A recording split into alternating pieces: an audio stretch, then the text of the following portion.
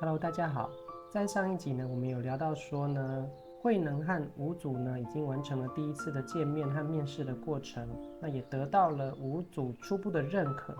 吴祖说他慧能的根基非常的好，而且呢，基于不希望慧能太过显眼的关系呢，他就告诉慧能说：“你不用再说了，我已经明白了。那你就先去后院的草场工作吧。”那我们今天呢，就要来继续读接下来的这个部分。那慧能呢，其实呢，他在跟吴祖见完面之后呢，其实他们彼此之间呢，都已经达到了目标，就是都明白了，对彼此有了认识和了解。那接下来呢，慧能就遵照吴祖的吩咐呢，就到后院去工作。那就有一个行者，就是有一个僧人呢，他就帮慧能指派工作，就派慧能呢去做这个劈柴，还有呢就是到磨坊里面踏堆，就是要磨米的那个石磨，需要有人去踩踏，透过这个人力的方式呢，去带动这个磨坊，然后呢去磨米这样子，基本上都是属于粗活，就不管是砍柴还是这个磨米啊，都是属于劳力的东西，就是劳力活。那我们知道呢，其实慧能呢，他本来就是很贫穷的人，然后呢砍柴为生，那他又连续赶路1个多月嘛，赶路到从这个从这个岭南的新兴县附近，大概那个地方呢，赶路了1000多公里呢，到湖北的黄梅县东禅寺去拜见吴主。赶路1个多月，基本上也是没有什么吃好，没有什么睡好的。所以说呢，慧能呢，他本身也是比较瘦弱的。后面我们会提到，就是他在磨米的时候，他必须要在腰上面绑一块石头，增加自己的重量，这样子才方便他去踩这个，他才踩得动这个磨坊，不然他太轻了，太瘦了。所以说，从这边也能够感受得出，慧能呢，他是一个不怕吃苦的人。慧能呢，就这样子在后院呢工作了8个多月的时间，也就是大半年的时间。那有一天呢，吴祖呢就忽然呢来到了这个后院呢，就出现在慧能的面前，告诉慧能说：“其实呢，这段时间以来呀，我一直呢反复的呢去琢磨，我认为呢，当初你告诉我说的，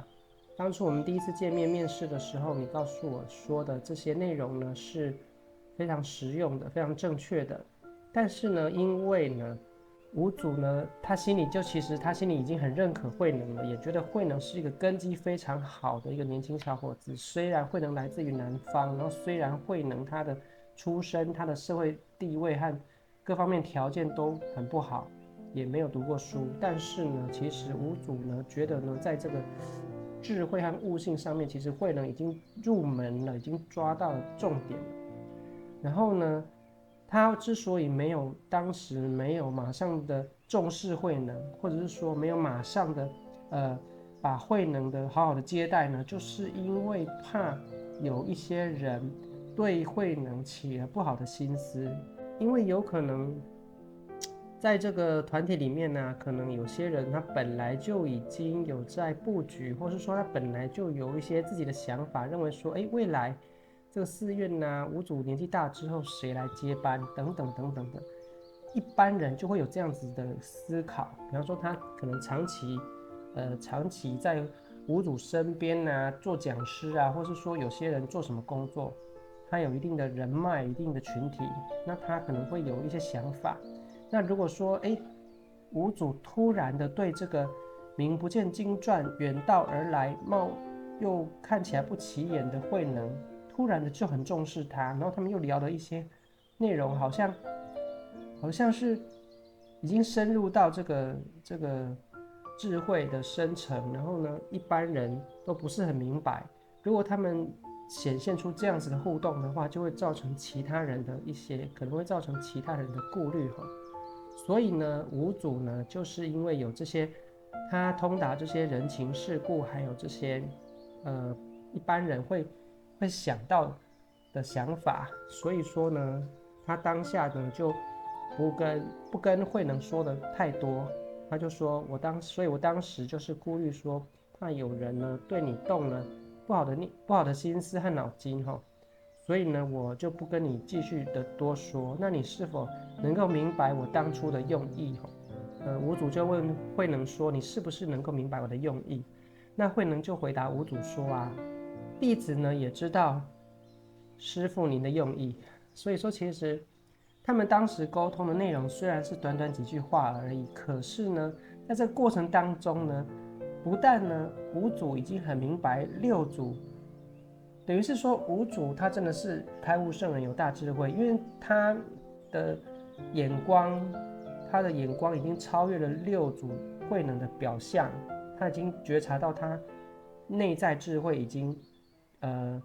他已经能够懂得去善用这个内在智慧的频道了。那很多人却还不能发现哪怕这些徒弟，很多人在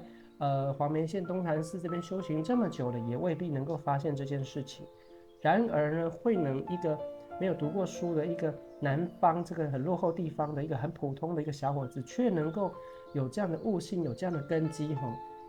铁定是累世呢有很深的佛缘和根基的，才有这样子的状况。所以说五祖也非常的重视这个弟子，虽然说当时慧能其实并还没有成为五祖正式的弟子他相当于只是一个居士来黄梅县东禅寺这边礼拜，然后呢五祖派他去打杂做一些粗活这样子而已。但是慧能呢并没有因为五祖冷落了他8个多月，又把他派来做这些粗活，就误会说五祖是看不起他，看伊袂起，看不起他六祖并没有这样认为。所以说六祖说呢，弟子也知道师父的用意，所以说慧能也很自觉，他就说呢，我从来呢就是我乖乖的在后院打杂干活，我从来都不敢说好奇宝宝跑去堂前跑去大堂想要去跟师父见个面想要去跟师父说句话或是想要去认识一些人脉或是想要去怎么样子去显耀自己都没有。因为慧能很有智慧，他知道五祖呢就是希望他低调一点，所以五祖故意跟他都不互动那么长的时间，就是为了要让其他人呢对慧能呢不再去注意这个人的存在。等于说五祖的心中已经知道慧能这个人不同于一般人了，但是呢他不希望其他人知道，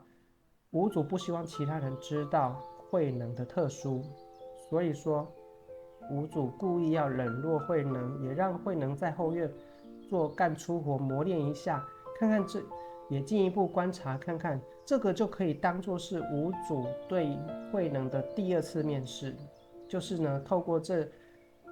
大半年的一种磨练，看看慧能是不是能够明白五祖的用意。那这个是对他的第2次面试，那慧能也通过了这次的考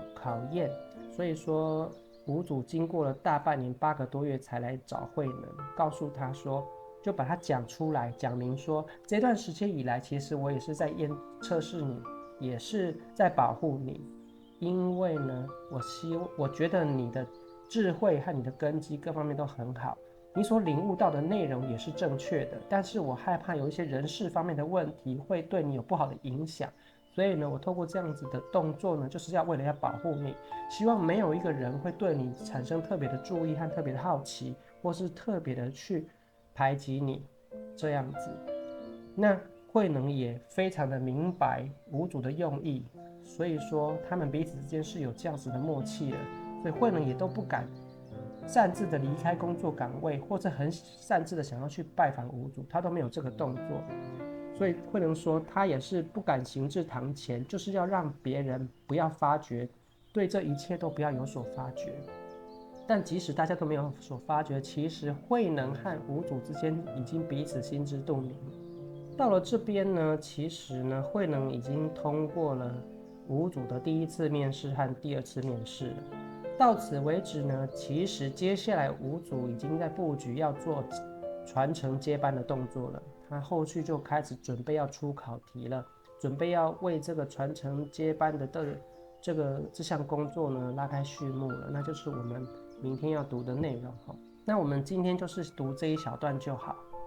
所以其实这边可以看到其实有时候真正有连接到自信智慧的人呢，彼此之间有一种默契，然后他们对于自己真正想做的事情，不管表面上如何的演变，但是他们内心会很清楚知道说我要做的事情是什么。比方说五祖的角度，他就是重视了这个慧能，但是他就是要保护他，哪怕8个多月的时间，好像彼此都没有见面，可是其实他的心里从来就没有忘记过这件事情，而且他非常的重视这个他的接班人的一个，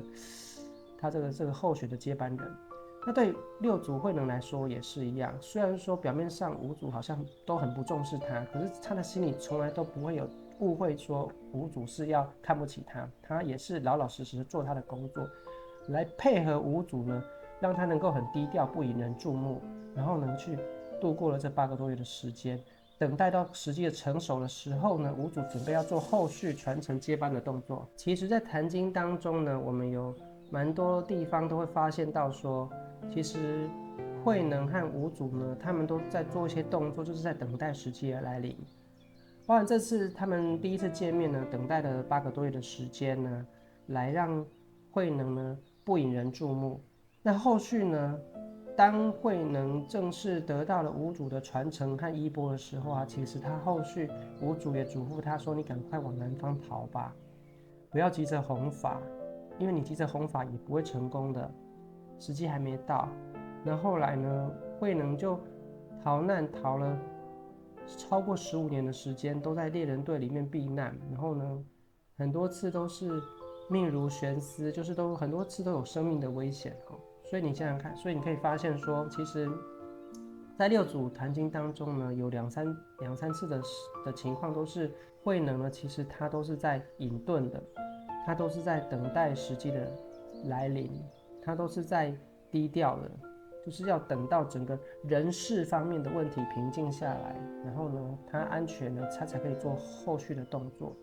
所以这个部分呢，我们也是可以呢去体会到一些呢五祖他在这个处理人情世故的手段，还有这背后的一些智慧哈，这也是能够让我们有所启发。很多时候呢，一件事情你为了要正确的达成目标，你难免必须要等待，难免呢必须要低调隐遁，需要等待时机的来临，不是说一下子你想做什么事情就做就能够成功的。我们所谓的天时地利人和嘛，很多事情你要等到人事的问题、时机的问题、各方面的条件成熟的时候，我们再去做，这样子才会事半功倍。虽然说有时候大家会想说啊，一个寺庙里面不是大家都是出家修行人吗？可是呢，其实呢，当我们人的意识没有接通到内在智慧的，还停留在我们的意识思维、心和情绪当中的时候，我们难免就会存在的各式各样的人事问题，还有人情世故的东西。这不管是在什么样的团体或是企业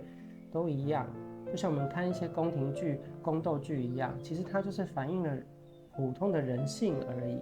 当牵涉到利益、牵涉到自己的地位各方面因素的时候，就会产生这些人事啊的这些问题，这是很正常的哈，并不是说穿上了什么样的衣服，或是怎么样子的到了一个环境，或是就是出事了，然后就可以避免这些问题。只要有人的地方就有人事问题，除非你真的已经觉醒了，已经像五祖啊六祖一样，他们已经超越了这个表层意识，他们已经着重在他们的内在的这个频道了，那他们就不会那么大的受到这个表象的影响。就像你看，慧能不会觉得五祖看不起他，五祖也不会因为慧能表面上是一个南方人，是一个没文化的一个低层的人物，然后他就不相信慧能会开悟，不相信慧能成佛。五祖也不会这样认为，就是因为他们对于自己的内在智慧已经通达明了了，所以他才能够超越这个表象呢，去觉察一个人真正的本质。那这也是我们需要去学习的地方。那对于修行人来讲呢，很多时候呢都是这样子的，就是我们有一个愿力，我们要完成一件事情，但是就像呢五祖和六祖他们透过他们的这个过程呢，示现给我们的教导一样，就是说很多时候呢，一个人发了一个愿，只有他自己知道，外在的环境可能会变化，很多时候你不一定能够直线的朝向你的目标迈进，身边的人也不一定能够明白你的过程。你有的时候你必须要曲折，你必须要隐遁，你必须要先做一些别的事情，去打好基础，做好准备。那身边的人对我们的评价不一定是完全都能够明白的，因为除非他们像五组六组一样，已经打通自信智慧了，已经非常的能够看透万事万物的表象，否则的话，当一般人只是用表层意识在思考判断的时候，他们不一定是能够理解我们，哪怕是家人等等的都一样这是每个人都多多少少会遇到的事情。就像很多人创业的时候，初期别人也都看不见、看不懂、看不起等等的，这是很常遇到的。但是只有我们很坚持自己要做的事情，非常明白自己要做的事情，然后呢，不用太在乎外在的这些得失或是顺境逆境，我们就是一步一脚印的呢，去把我们自己想做的事情给做好。那这样子呢，当时机成熟的时候，我们自然而然能够顺势而为。就像五组和六组，他通过了这8个多月的时间的隐遁，那五组已经做好了后续传法的准备工作了。就像后续慧能经过了15年的隐遁，他后来出来的时候，他就可以将这个禅宗，将这个五祖传承自达摩祖师以来的这些心法呢，能够弘扬出去，然后教导了、引导了很多的弟子都已经觉醒觉悟了，然后呢，也让这些弟子呢能够去分化一方，各自去呢自己所带有使命的地方呢，将这些真理给推广出去所以说，生命最珍贵的就是每个人要知道自己的使命和愿力在哪边。那不管外在的环境是怎么样的变化，只要我们这个愿力在的话，我们终究就会到达最后的终点。而且呢，只要我们的愿力在，只要我们跟自己内在的这个无限智慧的导航这个通用人工智慧跟这个内在这个通道呢保持链接的话，我们就可以很安心、很踏实的做好我们当下该做的事情，然后一步一脚印的向自己的目标迈进。不管外在的环境如何的变化，都无法呢阻挡我们的愿力和目标的实践。因为呢，逆境的时候我们就隐遁嘛，顺境的时候我们就多做一点。但无论如何，只要我们的愿力呢不放的话呢，我们终究呢就会一步一步的去完成。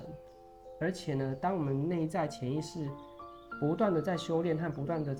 在提升的时候呢，外在环境呢也会慢慢的转变，慢慢的转顺。所以说这些过程都是需要一个时间，需要一个过渡的。那我们今天的话就先读到这边，那明天的话我们就要来进入到行优品里面比较精彩的地方了，就是呢五祖弘忍呢准备要出一个考题了，他准备要开始铺排这个传承接班人的工作了。那这个地方也是比较精彩的地方。那接下来我们下一集呢就会开始聊到这个重点的地方了。那我们今天就先跟大家读到这边，那我们就明天见喽，拜拜。